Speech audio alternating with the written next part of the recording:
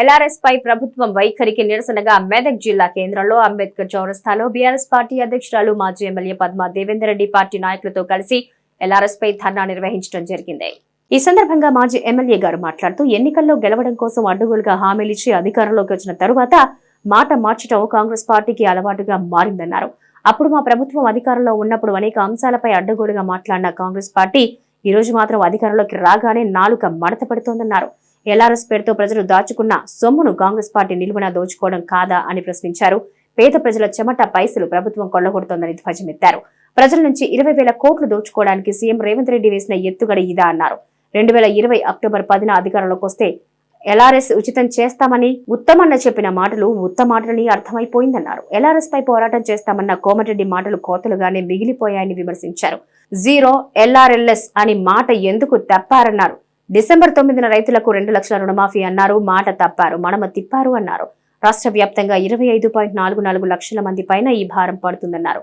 LRS పై మాట మార్చిన కాంగ్రెస్ ను బొందపెడతాం, ప్రజల్ని మోసం చేసిన కాంగ్రెస్ కు గోరీ కడతాం, ప్రజల తరపున ప్రశ్నిస్తాం, నమ్మి ఓటేస్తే ఇంత మోసమా, ఎల్ఆర్ఎస్ పై ఇంత ద్రోహమా, ఎన్నికల ప్రచారంలో ఒక మాట, ప్రభుత్వంలో మరో మాట, 2 నాలుకల కాంగ్రెస్ దిక్కుమాలిన నీతి ఇది అని అన్నారు. మా ప్రభుత్వ హయాంలో మంజూరైన కళ్యాణ లక్ష్మి చెక్కులు లబ్ధిదారులకు ఇస్తూ ఫోటోకు ఫోజులు దిగడం కాదు. అధికారంలోకి వస్తే కళ్యాణ లక్ష్మితో పాటు తులం బంగారం ఇస్తామని హామీ ఇచ్చారు కదా, మరి లబ్ధిదారులకు కళ్యాణ లక్ష్మి చెక్కుతో పాటు తులం బంగారం కూడా ఇవ్వాలని కోరారు.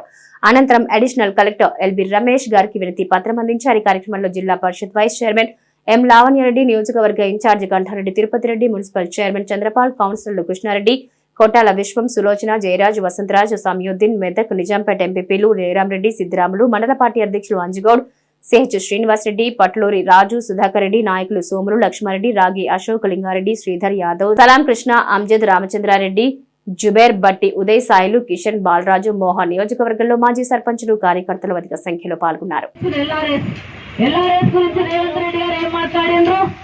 కేసీఆర్ సార్ ఎల్ఆర్ఎస్ 25,44,000 అప్లికేషన్స్ వస్తే 2 నెలల టైం ఇచ్చి, ఆగస్టు నుండి అక్టోబర్ 2 నెలల టైం ఇచ్చి అప్లికేషన్ తీసుకుంటే 25 లక్షల మంది సార్ కొంచెం ఫీజు అయినా కడతాం, మాకు రెగ్యులరైజ్ చేయండి అని చెప్పేసి వాళ్ళ కోరిక మేరకు 25,44,000 అప్లికేషన్స్ తీసుకొని పెడితే అప్పుడు ఏమన్నారు, ఒక్కొక్కరు కట్టొద్దు అన్నారు, ఒకళ్ళు పీడిస్తున్నారు అన్నారు, ఒకళ్ళు ఎల్ఆర్ఎస్ రద్దు అన్నారు, ఒకళ్ళు బీఆర్ఎస్ రద్దు అన్నారు, ఎల్ఆర్ఎస్ రద్దు అన్నారు.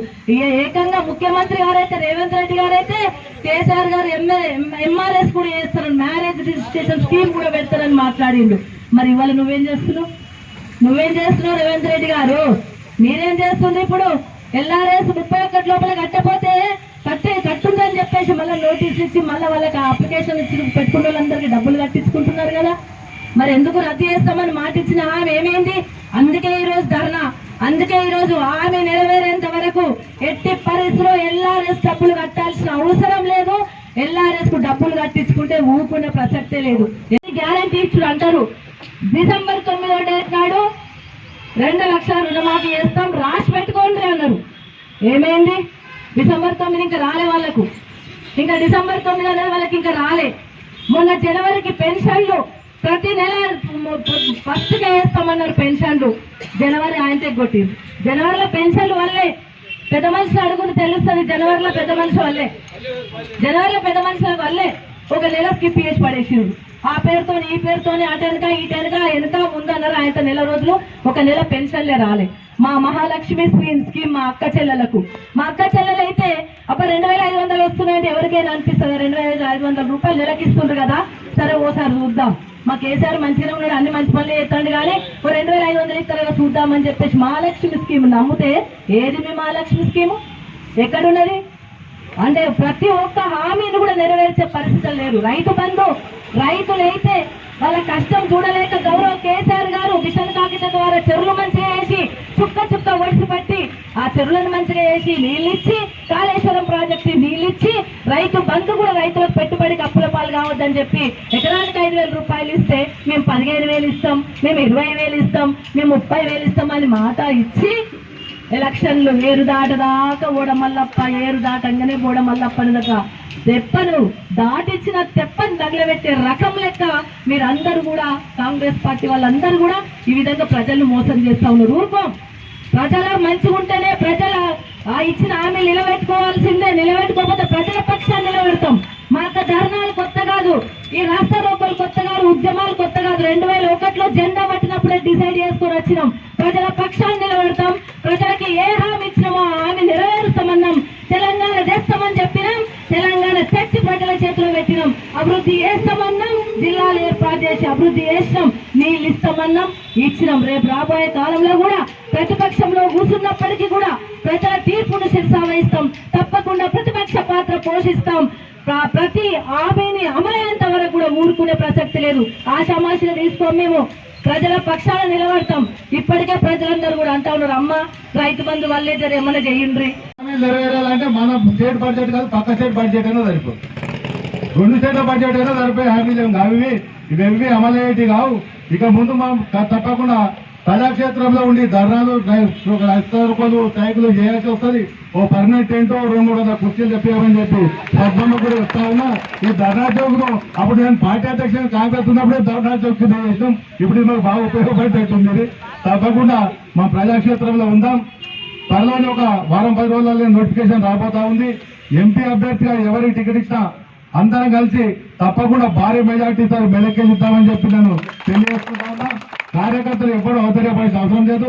మన పద్మమ్మ గారు కూడా సుమారు ఒక 5-6 వేల ఓట్లతోటి ఓడిపోవడం జరిగింది. 10,000 అంటే 5,000 మనం పడితే గెలిచేవాళ్ళం. మీకు కానీ మాకు కానీ అందరికీ అతి విశ్వాసం.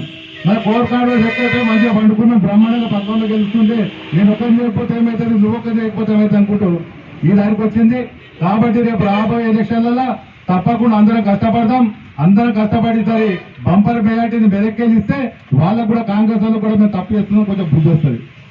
నేను కొంచెం వీడియోలో చూస్తా, కళ్యాణ్ చెక్కించుకుంటూ ఈ కాంగ్రెస్ వాళ్ళని ఇస్తున్నాం, ఈ కాంగ్రెస్ వాళ్ళకి ఇస్తున్నాం అని చెప్తా ఉన్నారు కొంతమంది నాయకులు.